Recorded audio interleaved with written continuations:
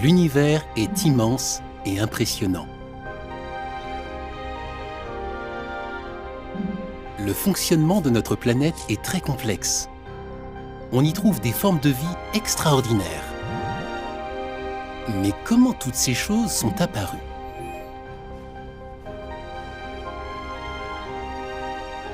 Le premier livre de la Bible, Genèse, dit qu'il y a un créateur. Mais ce que ce livre dit sur la création est souvent mal interprété. Et beaucoup pensent même que c'est une légende.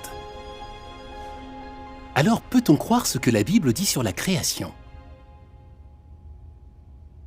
Les scientifiques pensent que l'univers existe depuis 14 milliards d'années. Donc, d'après eux, l'univers et aussi la Terre ont eu un commencement. C'est exactement ce que dit la Bible en Genèse 1, verset 1. « Au commencement, Dieu créa le ciel et la terre. » Le récit de la Genèse ne dit pas quand l'univers est apparu ni comment. Par contre, il décrit principalement l'ordre dans lequel les choses ont été créées sur la terre en 6 temps que la Bible appelle jours. Est-ce que ces jours sont des jours de 24 heures comme certains le croient? Non. Le mot hébreu traduit par jour utilisé dans la Bible peut désigner des périodes de temps de différentes durées. Par exemple, les 6 jours ou périodes de création dont parle Genèse sont eux-mêmes appelés le jour où Jéhovah Dieu fit la terre et le ciel. Donc, chaque jour de création a dû durer une très grande période de temps.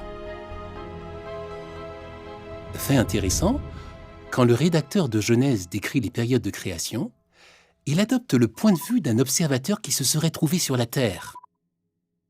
Si cet observateur avait existé, il aurait vu certains processus commencer pendant une période de création et continuer de se développer pendant les suivantes. D'abord, une lumière a commencé à traverser l'atmosphère et la différence entre la nuit et le jour est devenue perceptible. La Terre était recouverte d'eau et l'air était rempli de vapeur. La vapeur s'est détachée de l'eau et s'est transformée en épais nuages. Entre ces nuages et l'eau, il s'est formé un espace appelé ciel. Le niveau de l'eau a baissé et la terre ferme est apparue, et les plantes aussi. Comme l'atmosphère a continué de s'éclaircir, le soleil et la lune sont devenus visibles. Dieu a créé les animaux marins et les animaux volants. Et pendant la dernière période, Dieu a créé les animaux terrestres et les humains.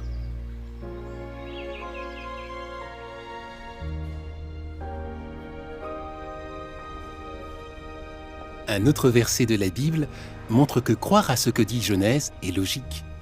Il dit « Toute maison est construite par quelqu'un, et celui qui a construit toute chose, c'est Dieu. » La Bible n'est pas un livre de science, mais son récit de la création est logique et crédible.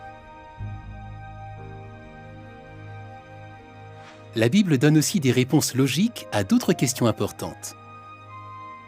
Par exemple, notre planète a-t-elle été conçue dans un but précis? Quel est le sens de la vie? Que nous réserve l'avenir? Pour connaître les réponses à ces questions, allez sur jw.org ou remplissez un formulaire en ligne et un témoin de Jéhovah vous rendra visite à l'heure et au lieu qui vous conviennent.